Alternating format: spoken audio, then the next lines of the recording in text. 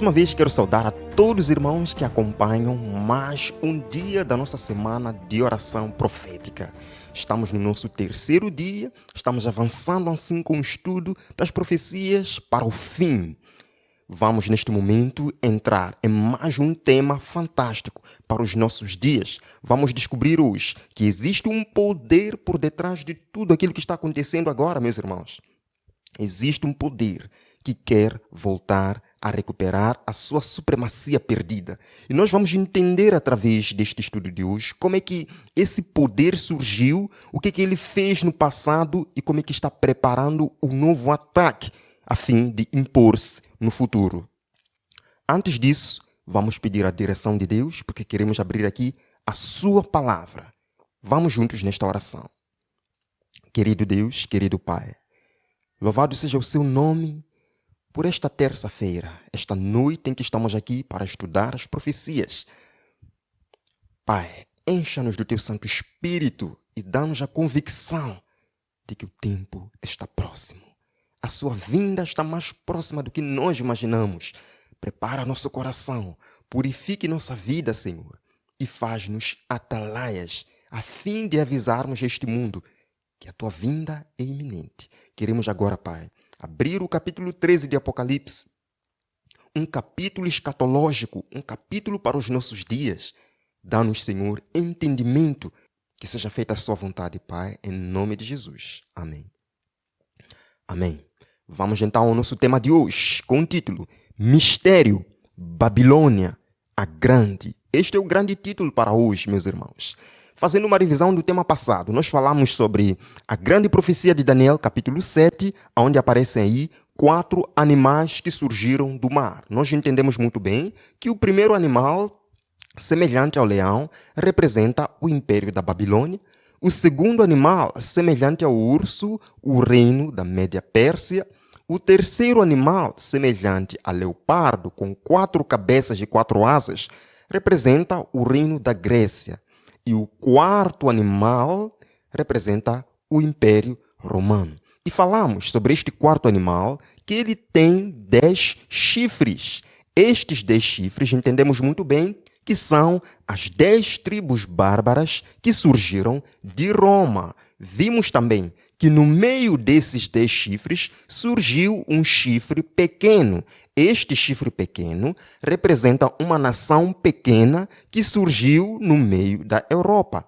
Este chifre pequeno, meus irmãos, era diferente dos primeiros, porque enquanto os outros 10 reinos, os 10 chifres, são nações políticas, esse chifre pequeno que surge é uma nação política e religiosa. Vimos que esse poder faria certas coisas, proferiria palavras contra o Altíssimo, magoaria os santos do Altíssimo e tentaria mudar os tempos e a lei. E com a viagem que fizemos no estudo passado, entendemos que este poder católico romano é o mesmo que perseguiu a Igreja de Cristo lá em Apocalipse 12. E que nos nossos dias está preparando um novo ataque, como diz Apocalipse 12, versículo 17. Que irou-se o dragão contra a mulher é a igreja, foi pelejar com o restante da sua descendência, o remanescente, os que guardam os mandamentos de Deus e têm o testemunho de Jesus. Os mandamentos de Deus são 10, incluindo o sábado. O testemunho de Jesus, de acordo com Apocalipse 19, versículo 10, é o espírito de profecia. Satanás está preparando um ataque para a igreja adventista do sétimo dia e para todos aqueles que são filhos sinceros de Deus em vários lugares que ainda não compreenderam esta mensagem, mas que um dia vão tomar a decisão firme de se unir ao remanescente de Deus. E hoje nós vamos continuar. Apocalipse capítulo 13 é o capítulo para o tempo do fim. O capítulo 13, meus irmãos, nos mostra 2 poderes que nos últimos dias vão se aliar para dar o último ataque a Deus e a sua verdade. A batalha é contra Cristo, meus irmãos. A batalha é contra Cristo. Satanás está batalhando contra Cristo. E a única maneira dele batalhar contra Cristo é perseguindo sua igreja. Satanás está unindo 2 poderes mundiais para perseguir o povo de Deus. Nós vemos aqui, Apocalipse 13, verso 1. Vi emergir do mar uma besta que tinha 10 chifres e 7 cabeças, e sobre os chifres 10 diademas, e sobre as cabeças nomes de blasfêmia. Você entendeu? João viu uma besta surgir do mar. Já falamos muito bem sobre isso aqui no nosso quadro profético. Besta representa um reino que surgiu do mar. O mar representa povos e nações. É um reino, meus irmãos, que surgiu no meio das nações. Não é um reino que surgiu por aí no deserto. Não, é um reino que surgiu no meio das nações. E eu vos digo, irmãos, que este reino é o mesmo descrito lá em Daniel capítulo 7. O chifre pequeno que proferiria palavras contra o Altíssimo, magoaria os santos do Altíssimo e cuidaria mudar os tempos e a lei. Será mesmo? Vamos ver. Vamos ver as semelhanças entre o chifre pequeno e essa besta do mar descrita aqui em Apocalipse 13, para termos a certeza que, de fato, é o mesmo poder descrito. Não se trata aqui de preconceito, não se trata de procurar falar mal das pessoas, não. Aqui estamos estudando a profecia bíblica.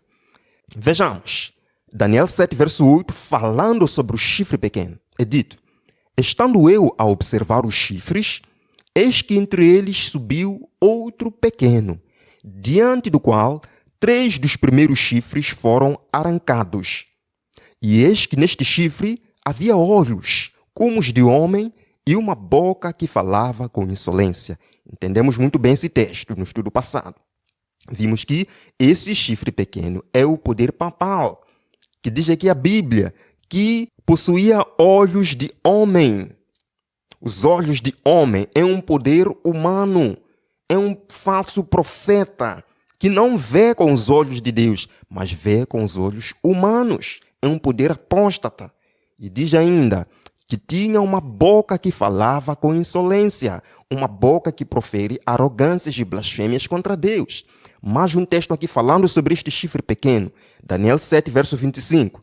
Proferirá palavras contra o Altíssimo, magoará os santos do Altíssimo e cuidará em mudar os tempos e a lei. Muita gente diz que Jesus Cristo mudou a lei. Jesus Cristo veio abolir a lei. Não, meus irmãos. Essa é uma grave acusação contra Cristo. A Bíblia está nos dizendo que haveria um poder que mudaria a lei de Deus. Não foi Cristo. Este poder do chifre pequeno. E continua aqui. E os santos lhe serão entregues nas mãos, por um tempo, 2 tempos e metade de um tempo. Então vejamos o resumo deste chifre pequeno. Queremos comparar o chifre pequeno com a besta do mar, para termos a certeza de que é o mesmo poder. Então, vimos que o chifre pequeno possui uma boca que fala blasfêmias contra Deus, de acordo com Daniel 7, verso 8 e também o verso 25. Será que a besta do mar também profere arrogâncias contra Deus? Será que a besta do mar também profere blasfêmias contra Deus? Se é o mesmo poder? Vejamos. Apocalipse 13, verso 5. Foi-lhe dada uma boca que proferia arrogâncias e blasfêmias e autoridade para agir 42 meses. Queridos irmãos, isso está claro. O chifre pequeno profere palavras contra Deus, palavras arrogantes contra Deus. A besta do mar também profere palavras arrogantes contra Deus. E vimos lá atrás, que o chifre pequeno perseguiria os santos por um tempo, 2 tempos e metade de um tempo. E entendemos no estudo passado que isso dá 1260 anos. E aqui em Apocalipse 13 está nos dizendo que a besta do mar teve autoridade para agir 42 meses. 42 meses, meus irmãos, são quantos dias? São 1260 dias, que em profecia são 1260 anos. É o mesmo poder que está sendo descrito aqui. E diz o versículo 6 também. Abriu a boca em blasfêmias contra Deus, para lhe difamar o nome e difamar o tabernáculo, a saber, os que habitam no céu. É um poder, meus irmãos, que se coloca acima de Deus. Um poder que toma as prerrogativas de Deus. Um poder apóstata vestindo-se de pele cristã. Então nós vemos que a besta do mar também profere palavras de blasfêmias contra Deus. Voltamos para o chifre pequeno. Aqui está. Magoará os santos do Altíssimo E aí no sublinhado, e os santos lhe serão entregues nas mãos por um tempo, 2 tempos e metade de um tempo. Acabei de falar disso, que são 1260 anos de perseguição papal, em que matou muitos cristãos. Aí está. Este poder persegue os santos. O chifre pequeno persegue os santos. Será que a besta do mar também persegue os santos, se é o mesmo poder? Vejamos Apocalipse 13, verso 7. Foi-lhe dado também que pelejasse contra os santos e os vencesse. Deu-se-lhe autoridade sobre cada tribo, povo, língua e nação. Meus irmãos, é o mesmo poder. O chifre pequeno persegue os santos. A besta do mar também persegue os santos e domina sobre todo o mundo, toda tribo, língua e nação. É um poder mundial, é um poder perseguidor. E a Bíblia diz que ela subiu do mar. Já expliquei sobre isso. Subiu do mar. É um poder mundial, é um poder que está governando sobre uma região muito populosa do mundo, meus irmãos, e que começou lá, na Idade Média, dominando. E nós veremos nesta palestra como é que tudo isso aconteceu, como é que esse poder chegou até onde está hoje e o que é que fará ainda para dominar o mundo novamente. Este é um poder político, mas também um poder religioso. Por isso que em Daniel 7 nós dissemos que é um poder diferente, é um chifre pequeno, diferente dos primeiros. E em Apocalipse também nos é descrito este poder como religioso e político. Por quê? Porque aparece aqui a besta do mar em Apocalipse 13. O mesmo poder católico romano aparece em Apocalipse 17 como sendo uma mulher. E essa mulher está sentada sobre uma besta. Vejamos aqui, Apocalipse 17, verso 3. Transportou-me o anjo em espírito a um deserto e vi uma mulher montada numa besta escarlate, besta repleta de nomes de blasfêmia, com 7 cabeças e 10 chifres. Mulher representa igreja, meus irmãos. É uma igreja que está sendo descrita aqui, mas não é aquela mulher de Apocalipse 12, que estava vestida de sol, com a lua debaixo dos pés e com 12 estrelas na cabeça. Não é essa mulher. É uma mulher apóstata. É uma igreja apóstata. Diz aqui a Bíblia, Apocalipse 17, verso 1. Se acha sentada sobre muitas águas. Ela está sentada, ela está sendo apoiada. Águas, nós já sabemos que em profecia, água representa povos e nações. Veja aqui, Apocalipse 17, verso 15. As águas que viste, onde a meretriz, onde essa mulher está sentada, são o que, meus irmãos? São povos, multidões, nações e línguas. É uma igreja mundial, é uma igreja apoiada por todos os povos, nações e línguas. É a maior religião do mundo. A Bíblia está nos dizendo isso, meus irmãos, que esta não é uma igreja qualquer, é uma igreja apoiada por reis, por príncipes, por governadores de todo o mundo. E este poder que o Apocalipse 13 nos descreve também como sendo a besta que surgiu do mar. Continuando aqui, Apocalipse 13, verso 2. A besta que vi era semelhante a leopardo, com pés como de urso e boca como de leão. Preste bem atenção, meu irmão. Aqui são pontos muito interessantes aqui. A besta que vi, essa do Apocalipse 13, era semelhante a leopardo. Irmãos, lá em Daniel capítulo 7, o leopardo representava que reino? O reino da Grécia. Está vendo? Com pés como de urso. O urso representava que reino lá? O reino dos medos e persas. E boca como de leão. O leão representa que reino? A Babilônia. Percebe? Então, esta besta do mar é semelhante aos reinos que estão descritos lá em Daniel 7. Possui a mesma adoração pagã, possui os mesmos princípios, a mesma perseguição. Está percebendo? E diz aqui, e deu-lhe o dragão o seu poder, o seu trono e grande autoridade. Quem é o dragão? Vimos no tema passado. O dragão representa, em sentido primário, a Satanás. Ele é o dragão que foi expulso do céu por Cristo.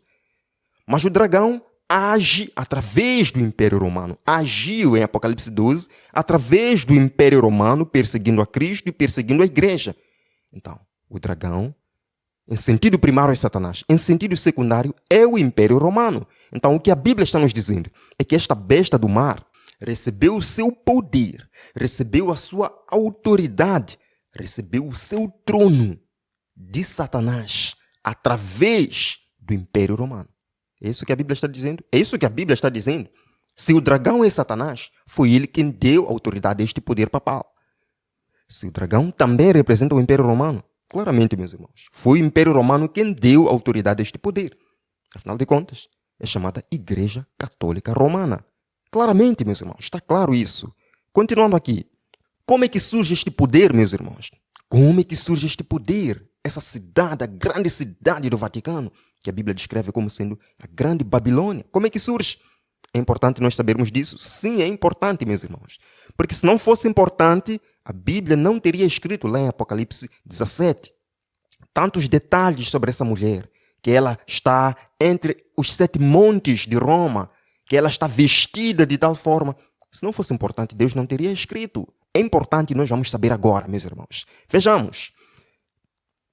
O filósofo historiador Cícero nos informa que o bairro do Vaticano era conhecido pela sua atmosfera insalubre lá na antiguidade, meus irmãos. Então, o bairro do Vaticano existiu lá em Roma, só que muita gente não vivia lá, porque a sua atmosfera era insalubre.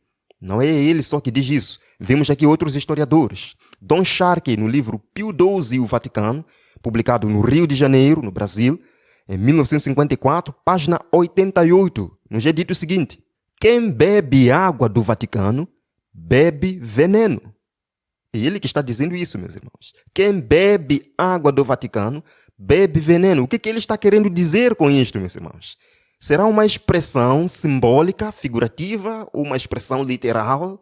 Bem, vemos aqui que o imperador Calígula foi quem fez o primeiro edifício nesse bairro do Vaticano, lá na antiga Roma, que muita gente não queria viver lá por causa da sua atmosfera insalubre. Ele construiu os primeiros edifícios e construiu também um circo, que mais tarde o imperador Nero veio ampliar. Veremos daqui a pouco. Então, o imperador Calígula construiu o primeiro edifício nesse bairro. Vemos aí o obelisco, aquela torre ali no meio daquele circo. Aquele obelisco, meus irmãos, foi trazido do Egito. É o obelisco que foi trazido da cidade de Heliópolis. A cidade de Heliópolis, que é a grande cidade de Sol, a capital da adoração ao Sol, no Egito. Foi trazido do Egito para Roma e foi colocado ali naquele coliseu, naquele circo que o imperador Calígula ali construiu.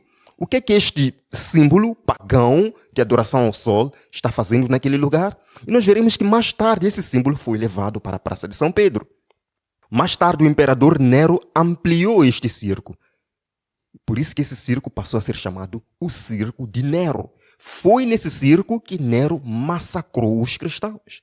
Muitos cristãos foram lançados nas fogueiras. Gladiadores entretinham aí as multidões, matando cristãos, assassinando cristãos. Feras, meus irmãos. A Igreja de Cristo sofreu muito. A Igreja de Cristo passou por perseguição. A fúria de Satanás para com a Igreja de Deus foi manifestada de uma forma cruel. Não só pelo imperador Nero, mas por vários outros imperadores. Não só pelo Império Romano, propriamente dito, mas também por esta Igreja papal, esta Igreja Católica Romana. A Igreja de Cristo sofreu muito. E a tradição histórica, meus irmãos, nos diz que o apóstolo Pedro também morreu naquele circo que Nero havia ampliado, que Nero havia estabelecido ali, no bairro do Vaticano. É a tradição histórica que nos diz isso. E a tradição também nos diz que Pedro foi crucificado de cabeça para baixo. Ele considerava-se indigno de morrer como um mestre. Crucifique-me de cabeça para baixo. Ele deu a sua vida, meus irmãos. Mas acreditem, no último dia nós veremos o apóstolo Pedro e vários outros que tombaram por sua fé. Quando vejo o testemunho destes homens, eu fico encorajado, meus irmãos, porque Cristo prometeu: aquele que crê em mim, ainda que mora, viverá.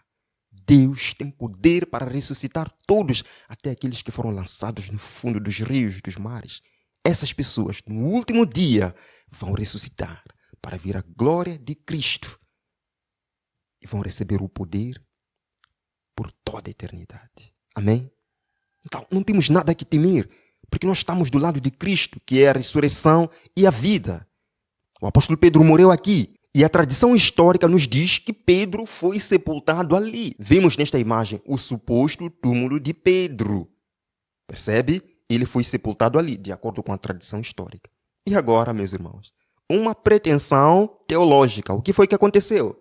Em 326, a pedido do Papa Silvestre, o imperador Constantino construiu uma igreja no Vaticano perto do túmulo do apóstolo Pedro. Para dizer o quê? Lembre que Jesus certa vez disse que Pedro, tu és Pedro, e sobre esta pedra erguerei a minha igreja e as portas do inferno não prevalecerão contra ela? Será que Jesus estava dizendo que Pedro seria o primeiro Papa? Será que Jesus estava dizendo que sobre o túmulo de Pedro seria erguida uma igreja? Claro que não, meus irmãos. Não é Pedro a rocha que sustenta a igreja. Quem sustenta a igreja é Cristo, a rocha. Se você se quebra sobre Cristo, você será transformado. Mas se Cristo vier, aquela pedra do céu vier e destruir você, meu irmão, você está perdido.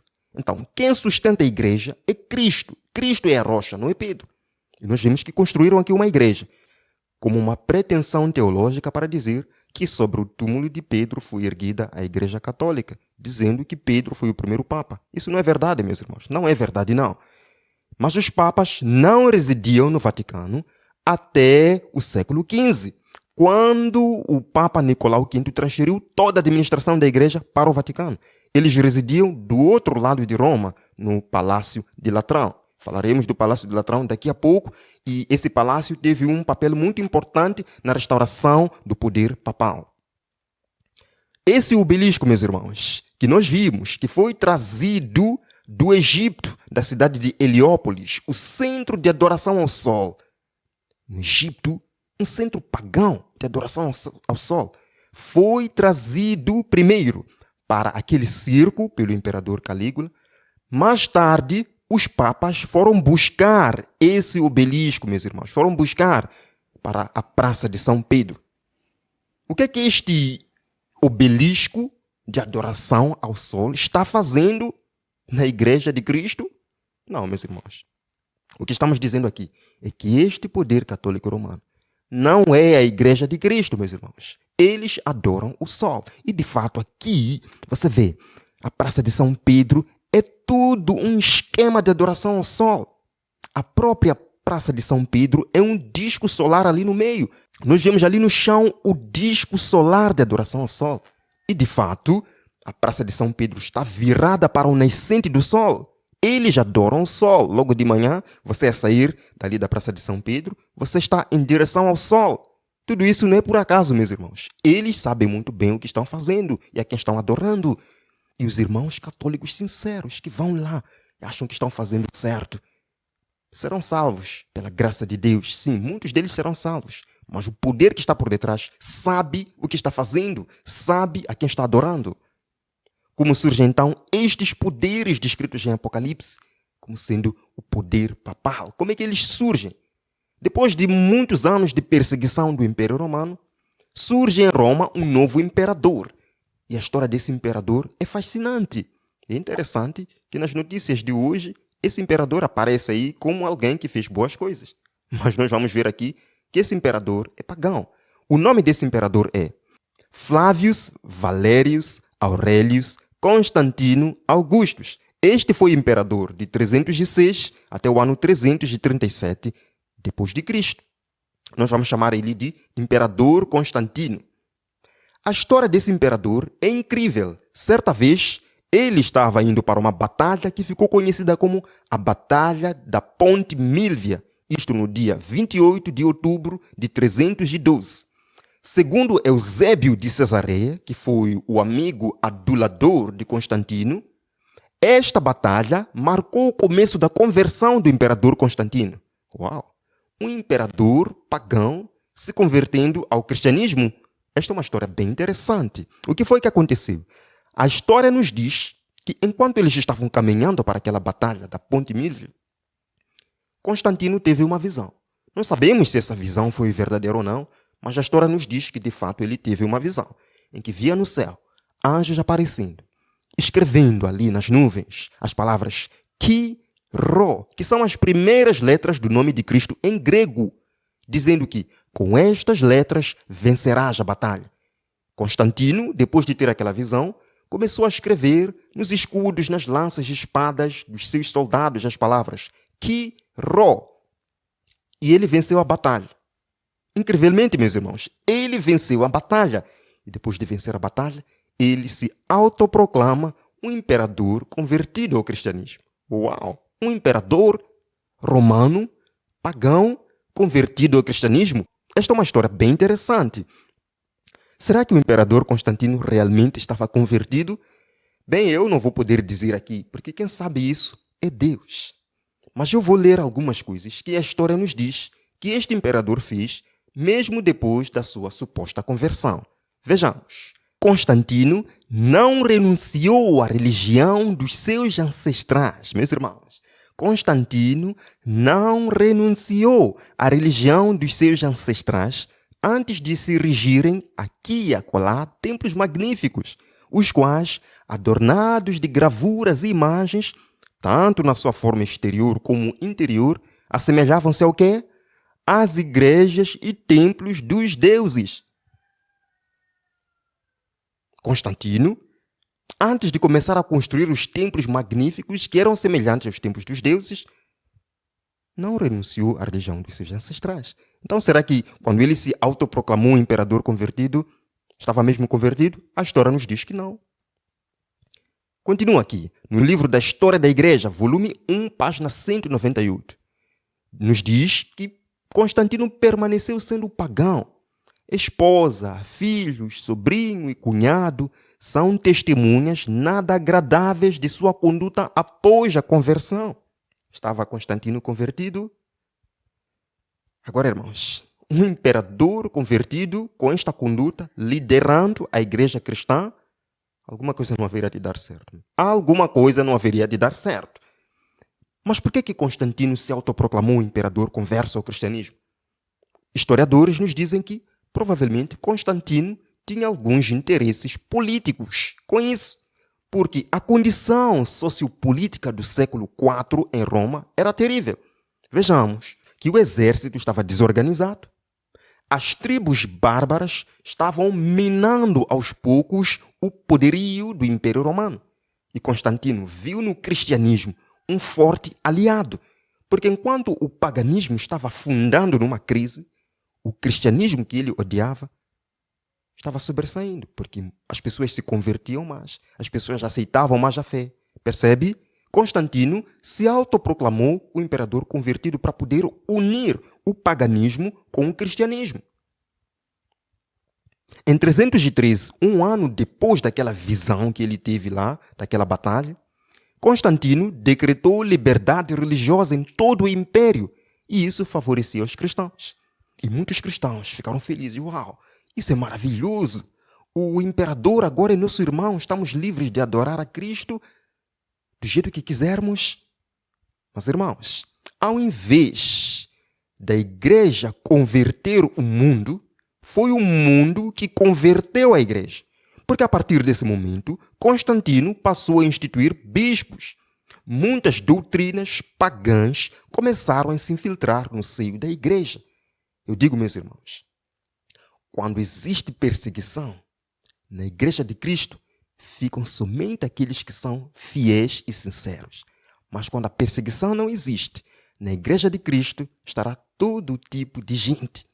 Quando a perseguição terminou, todo mundo entrou para a igreja. Houve uma mistura da verdade com o erro, que deu origem assim à Igreja Católica Romana. Isso é histórico, não estamos inventando não. O imperador Constantino passou a instituir bispos. E o bispo que ficava em Roma era chamado o bispo de Roma. Quase todas as cidades do império tinham lá um representante religioso.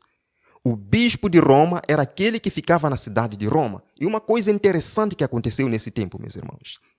No ano 330, o imperador Constantino, ele mudou-se, saiu de Roma e foi montar a capital do império lá em Bizâncio. Bizâncio é hoje a Turquia. E ele fundou uma cidade chamada Constantinopla, em sua homenagem. Constantinopla é hoje a cidade de Istambul. E ele, quando abandona Roma e vai para Constantinopla, deixa Roma sem um imperador, deixa Roma sem um representante civil, possam-se dizer, um representante do governo. Então as pessoas começaram a ver o bispo de Roma, o líder religioso, como sendo a autoridade máxima ali em Roma. O que aconteceu depois? No ano 343, enquanto os imperadores, Constantino já não existia aí, porque ele morreu em 337, enquanto o imperador romano estava lá em Constantinopla, alguma coisa aconteceu em Roma. Porque ele estava longe, alguma coisa aconteceu em Roma. O sínodo de Sárdica determinou que o bispo de Roma exercesse poder sobre outros bispos. Agora foi colocado um que devia ser chefe de todos os outros bispos, porque todos tinham a mesma autoridade antes. Mas agora o bispo de Roma deveria exercer autoridade sobre os outros bispos. As coisas começaram aí. No ano 395, o Império Romano foi dividido. Império Romano do Ocidente e Império Romano do Oriente. O imperador romano do Oriente continuou a dominar lá de Constantinopla, na Turquia, em Istambul. Mas o imperador romano do Ocidente, que foi colocado, ele não dominava de Roma, dominava de Ravenna, uma cidade próxima de Roma. Roma continuava o bispo de Roma como sendo a cabeça, como sendo o líder supremo aí. No concílio de Calcedônia, no ano 451, o bispo de Roma foi chamado de Papa. Antes, todos os bispos eram chamados de pais, de papas. Mas agora, neste concílio de Calcedônia, em 451, somente o bispo de Roma devia ser chamado de Papa. Foi aí que começou. Foi aí que começou, meus irmãos. As tribos bárbaras que estavam atacando o Império Romano foram minar a sede do Império Romano Ocidental, ali em Ravenna. As tribos bárbaras. E este Império Romano do Ocidente chegou ao fim no ano 476, com a invasão total das tribos bárbaras. Dividiram o Império Romano do Ocidente em 10 partes, em 10 tribos, que são os 10 chifres que falamos lá no estudo passado, lá em Daniel capítulo 7. Mas o mais interessante, meus irmãos, é que muitos desses líderes bárbaros acabaram se convertendo ao cristianismo, acabaram se convertendo ao bispo de Roma. Temos um exemplo aqui bem poderoso do imperador Clovis, ou do rei Clovis, que era o rei dos francos. Ele era muito poderoso. Ele foi batizado pelo catolicismo no ano 496 d.C. E pela influência deste imperador também, os papas já tinham alguém que pudesse dominar suas batalhas. Eles começaram a usar esses imperadores, esses reis das tribos bárbaras, para obrigar que todos se submetessem à autoridade do bispo de Roma. Mas existiam 3 tribos, meus irmãos, que eram uma pedra no sapato para o bispo de Roma. Primeiro, os érulos. Os érulos foram os primeiros a habitar ali, na Itália, bem próximo do bispo de Roma. E eles negavam se submeter à autoridade do bispo de Roma. O que aconteceu com eles? O imperador romano da parte oriental, lá em Constantinopla, o imperador Zeno, ele usou Teodorico, o líder dos ostrogodos, para derrotar os érulos que viviam ali perto de Roma. E eles vieram, os ostrogodos, destruíram os érulos no ano 493. E os ostrogodos passaram a dominar aquela região também dos érulos. Só que esses ostrogodos, meus irmãos, também eram uma pedra no sapato para o bispo de Roma, porque negavam se submeter à sua autoridade. Enquanto isso, meus irmãos, enquanto essas coisas todas estavam acontecendo, foi colocada mais lenha no fogo. Por quê? Porque no ano 533, o imperador Justiniano deu autoridade completa ao bispo de Roma para ser o líder da cristandade. Nesse tempo, meus irmãos, os papas começaram a levantar as suas asas. Uau! Agora nós seremos líderes da cristandade. Mas existiam ainda 2 tribos bárbaras que negavam a se submeter à autoridade do bispo de Roma. Os vândalos e também os ostrogodos eram uma pedra no sapato para o bispo de Roma. O que foi que aconteceu? Os vândalos, liderados por Gensérico, foram destruídos no ano seguinte, no ano 534, pelo general romano Belisário. No mesmo ano, o general Belisário estava preparando uma emboscada para a última tribo, os ostrogodos. E os ostrogodos finalmente foram derrotados no ano 538, 4 anos depois de terem destruído os vândalos. Foram derrotados. Roma ficou livre da invasão bárbara, daqueles que eram uma pedra no sapato para o bispo de Roma. E o bispo de Roma assumiu então todas as prerrogativas dadas pelo imperador Justiniano em 533. Começou então, meus irmãos, no ano 538, a supremacia papal de 1260 anos. Perceberam? Quando Daniel 7 diz que o chifre pequeno abateria 3 chifres que já existiam, abateu 3 reinos. E vemos aqui a história está nos comprovando. Isso é bíblico. A profecia bíblica, meus irmãos, é real. E nós estamos vivendo agora num tempo em que a profecia está se cumprindo de uma forma poderosa. Temos que prestar atenção nisso, meus irmãos. Por favor, vamos despertar. A profecia está nos mostrando o tempo em que vivemos. Isso tudo aconteceu de acordo com o plano de Deus. Agora, nós vimos que Roma imperial, o dragão, deu seu poder, o seu trono e sua autoridade a Roma papal. Exatamente como Apocalipse 13:2 nos diz. Mas isso não termina aqui. Em 754, houve a conhecida doação dos estados papais. Podemos chamar também a doação de Constantino. O que aconteceu aqui? Nós vemos que o Papa Estevão III convenceu Pepino, rei dos francos, de que os territórios recentemente tomados dos lombardos dos bizantinos tinham sido doados para o papado pelo imperador Constantino em 315. Falsificou um documento, meus irmãos. Falsificou um documento para convencer Pepino, rei dos francos, de que as terras dos bizantinos, dos lombardos, foram dadas pelo imperador Constantino a estes bispos de Roma. E este imperador acreditou nessa história enganosa. É uma história enganosa porque em 1440 foi provado que este documento era falso. Quem foi que provou isso? Foi Lorenzo Valla, um assessor papal. E esse é um fato reconhecido hoje pela história. A falsa doação de Constantino. Os territórios que o Vaticano tinha, que foram confiscados mais tarde, veremos daqui a pouco, foram roubados. Nós vemos que esse poder começou com a fraude. Apocalipse 17, verso 4. Achava-se a mulher vestida de púrpura e de escarlata, adornada de ouro, de pedras preciosas e de pérolas. Esta não é uma igreja qualquer, meus irmãos. Esta é uma igreja rica, uma igreja poderosa, vestida de ouro, de pedras preciosas e de pérolas. Não é a igreja pobre de Cristo. Não é a igreja pobre dos apóstolos. É uma igreja rica. Uma igreja poderosa. Apocalipse está nos dizendo isso. Agora, as cores que a Bíblia aqui está nos dizendo, púrpura e escarlate, meus irmãos, são as cores reais que o Vaticano usa hoje.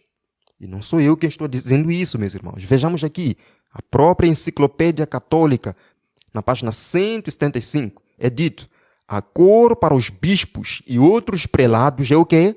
Púrpura. E para os cardeais é o quê? Escarlata. Exatamente como a Bíblia nos diz. Que essa mulher está vestida de púrpura e de escarlata. Isso não é coincidência, meu irmão. Isso é profecia bíblica. Creamos na profecia bíblica. Tudo isso está tão claro aqui. Será que ainda precisamos duvidar?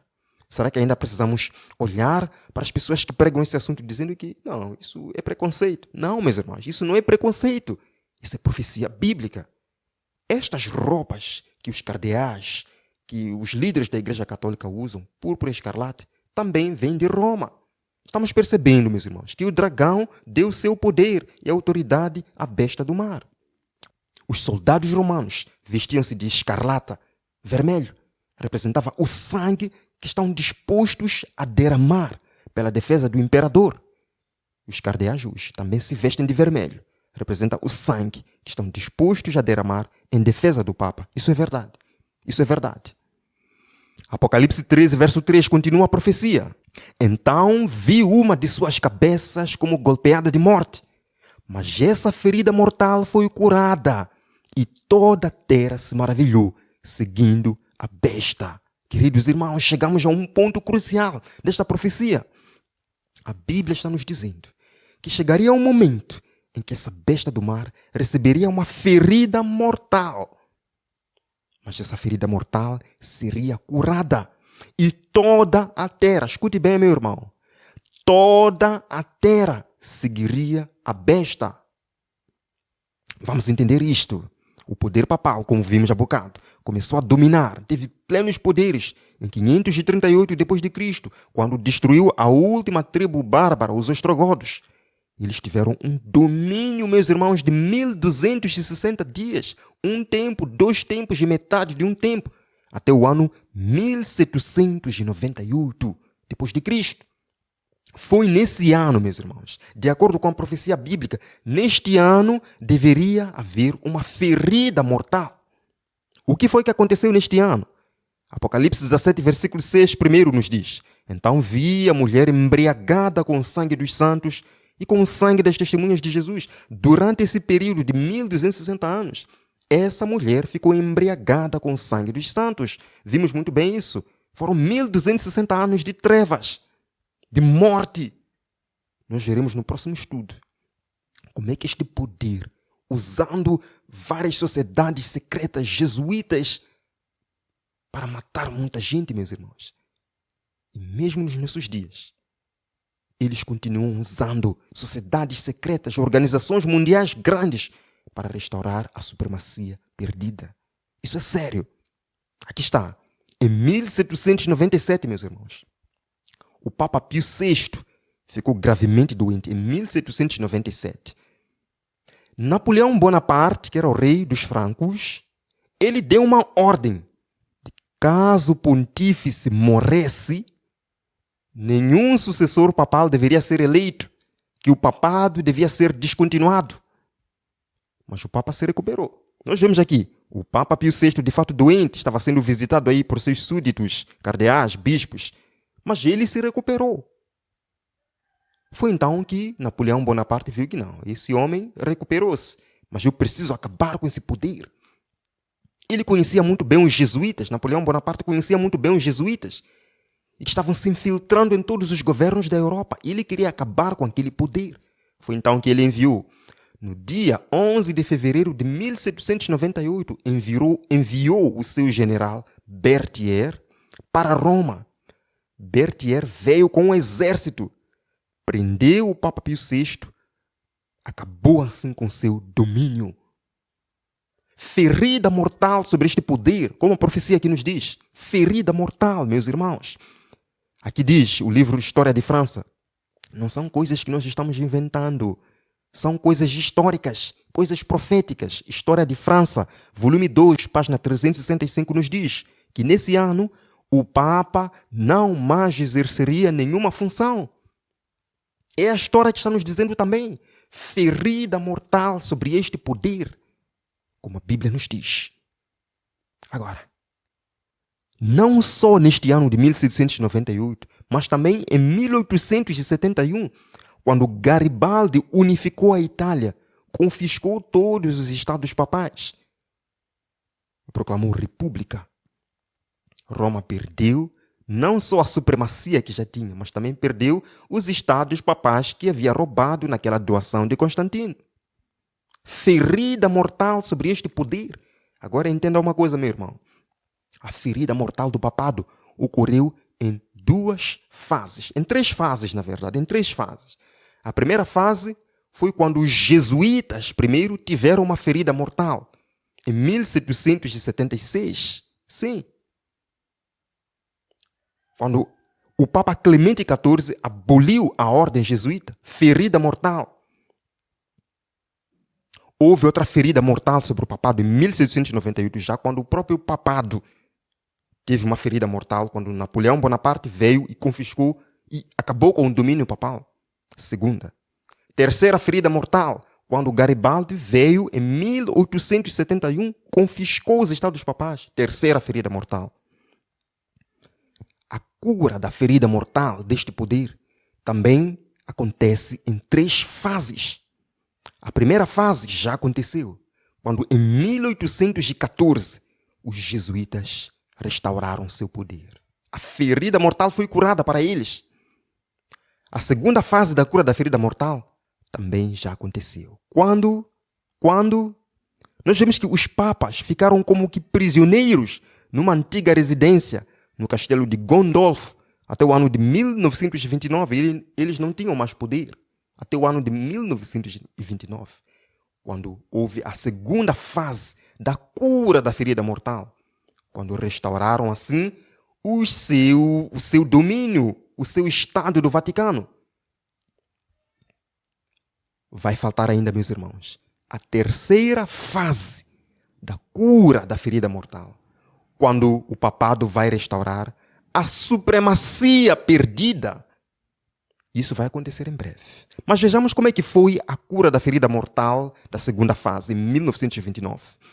No ano de 1919, meus irmãos, formou-se lá na Itália o Partido Católico, porque embora esses papas não tinham poderes, tinham muitos adeptos, formaram assim um Partido Católico. Agora, nesse mesmo ano, Benito Mussolini, vamos falar muito bem de Benito Mussolini, de Hitler. No próximo estudo, vamos entrar a fundo e vamos perceber que estes homens foram usados pelo papado, pelos jesuítas, para restaurar a supremacia papal. Benito Mussolini, um jornalista de Milão, ele organizou o Partido Fascista. O Partido Fascista, conhecemos muito bem. Em 1920, Mussolini elegeu-se para a Câmara dos Deputados. Em 1922, 50 mil milicianos tomaram parte na famosa Marcha sobre Roma. Agora, o presidente da Itália, para evitar derramamento de sangue, ele chamou Mussolini para Roma e deu-lhe uma posição no governo. Meus irmãos, uma posição no governo. O mais incrível ainda, nas eleições de 1923, os fascistas conseguiram a maioria na Câmara dos Deputados. Isso foi incrível. Foi incrível, meus irmãos. Agora, escute muito bem. Quem foi que deu ajuda para Benito Mussolini para conseguir esse poder? Quem foi que ajudou Benito Mussolini? Vejamos aqui, neste livro. Não há dúvida de que a Igreja Católica Romana colocou Mussolini no poder. A fim de conseguir o Tratado de Latrão, o Papa exigiu que os católicos deixassem de participar na política. Muitos dos católicos eram socialistas. Eles faziam uma ativa oposição a Mussolini e a seu partido fascista. E o Papa começou a falar muitas palavras bonitas para Mussolini, ao partido fascista, dizendo: o Papa fez declarações públicas muito fortes em apoio a Mussolini. Mussolini é o homem enviado pela providência, que os católicos não tinham outra escolha senão apoiar esse ditador fascista. Sem esta ajuda, meus irmãos, sem esta ajuda, Mussolini não teria conseguido se eleger e a história poderia ter sido muito diferente. Quem foi que deu autoridade a Mussolini? O Papa. Quem foi que ajudou Mussolini a encontrar o seu poder? O Papa. Ele estava por detrás disso. Agora, como se diz? Ajude alguém. E essa pessoa, moralmente, é obrigada a te dar uns trocados, não é? Não é assim como muita gente pensa? Isso aconteceu. Mussolini tinha que agradecer ao Papa pela ajuda. O que foi que aconteceu, meus irmãos? No dia 11 de fevereiro de 1929, foi assinado o Tratado de Latrão, restaurando o Estado do Vaticano. Tinha que ser no mesmo dia que houve a ferida mortal lá em 1798, 11 de fevereiro. Eles queriam dizer, em outras palavras, que o nosso poder nunca parou de existir. Houve aquele mal-entendido lá em 11 de fevereiro e hoje, 11 de fevereiro, nós estamos dando continuidade, como se nunca tivéssemos parado. No mesmo dia, meu irmão. Isso é tudo coincidência? Não, isso não é coincidência, não. Na Nova Enciclopédia Católica, volume 14, página 555, nos é dito: Lo Stato della Città del Vaticano É o nome oficial do Estado independente criado em 1929 pelo Tratado no Pacto de Latrão. Cura da ferida mortal, meus irmãos. Mas ainda não é a cura completa, porque ainda vai haver a terceira fase da cura, que é a restauração da supremacia papal. E a Bíblia, Apocalipse 13, nos diz como é que isso vai acontecer. Veremos nos próximos estudos. Agora escute muito bem. O papado que teve a cura em 1929 está bem ciente disso, de que ainda precisa de obter a terceira fase da sua cura. Vejamos. Renato Fontenelle, no livro Papa Pio XI, é dito o seguinte: esta restauração do poder temporal, ou seja, em 1929, passará à história sob o nome de Tratado Político de Latrão. Assim, escute bem, meu irmão, escute bem o que eles vão dizer agora. Assim, a Santa Sé recobra aos olhos do mundo, com a sua independência, o principado civil necessário a seu magistério universal. Então, o que este poder quer é restaurar o seu poderio universal, restaurar a supremacia perdida. E a Bíblia nos diz que isso vai acontecer. Aqui está, meus irmãos, Apocalipse 13, verso 14, para fecharmos. E adoraram o dragão, porque deu a sua autoridade à besta. Também adoraram a besta, dizendo: quem é semelhante à besta? Quem pode pelejar contra ela? Adoraram o dragão. Também adoraram a besta, dizendo: quem pode pelejar contra a besta? Hoje, este poder católico romano é o poder mais aclamado, poder reverenciado, poder adorado. Quem pode pelejar contra este poder, porta-voz da paz? Estamos diante de eventos cruciais, meus irmãos. As coisas estão acontecendo de uma forma rápida. E eu procurei mostrar para ti que aquilo que estamos falando nos nossos vídeos semanais não é brincadeira, meus irmãos. Isso não é uma coisa inventada por Ellen White. Este é um fato bíblico. Este poder vai recuperar a supremacia perdida. Aquelas pessoas que morreram na Idade Média por causa deste poder, existirão ainda pessoas que vão derramar o seu sangue por causa deste poder. Porque este poder não mudou. Não mudou nada. Eu vou mostrar para si no próximo estudo. Não perca. Vou mostrar para si a fonte de onde este poder tira as suas ideias. Coisas escondidas que eles fazem no mundo. Tudo isso para restaurar a supremacia que perderam. Mas estas não são coisas para nos assustar. Oh, Jesus disse: quando virdes estas coisas acontecer, exultai, erguei a vossa cabeça, porque a vossa salvação se aproxima. A profecia não é para assustar ninguém, meus irmãos. A profecia é para encorajar. A profecia é para nos mostrar que Deus tem tudo sob o controle. Ele é o dono do tempo. E Ele está voltando para buscar você para um novo céu e uma nova terra. É tempo de se apegar a Cristo, meu irmão. É tempo de buscar a Cristo com mais fervor. Buscar o Espírito Santo e proclamarmos esta mensagem. Convido você, meu irmão, a abrir o seu coração. Entregue sua vida a Jesus. Prepare-se, porque chegou o momento de receber Jesus. Venha comigo, meu irmão, para esta oração. Enquanto eu oro, abra o seu coração para Jesus. Que esta seja uma semana de entrega total na sua vida. Vamos orar. Querido Deus, querido Pai, tivemos mais uma viagem profética hoje. Entendemos, Senhor, que existe na terra um poder apóstata. Acima de tudo, nós entendemos que é Satanás querendo guerrear contra ti.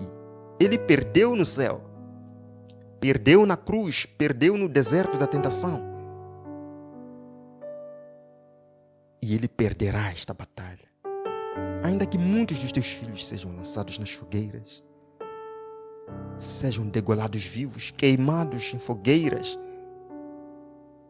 Jesus sempre vencerá, por toda a eternidade. E nós, Pai, queremos estar do seu lado. Quero Jesus Cristo abençoar as nossas vidas, despertar nossa consciência a fim de deixarmos o pecado, deixarmos os caminhos do engano, virmos a Ti, porque a sua vinda é iminente. Pai, estou orando pelo meu irmão que está acompanhando esta palestra, que pôde chegar até este momento deste vídeo. Abençoe o Senhor, para que em sua vida haja poder para vencer o pecado, poder para dar um testemunho vivo da sua existência, Senhor, e poder para permanecer em pé diante dos ataques futuros do inimigo. Que a Tua graça, Pai, nos acompanhe de hoje para sempre. Pedimos e agradecemos nos méritos de Cristo, nosso Rei, nosso Salvador, que em breve virá para nos levar ao lar. Amém. Te vejo amanhã em mais um estudo fascinante. Até lá.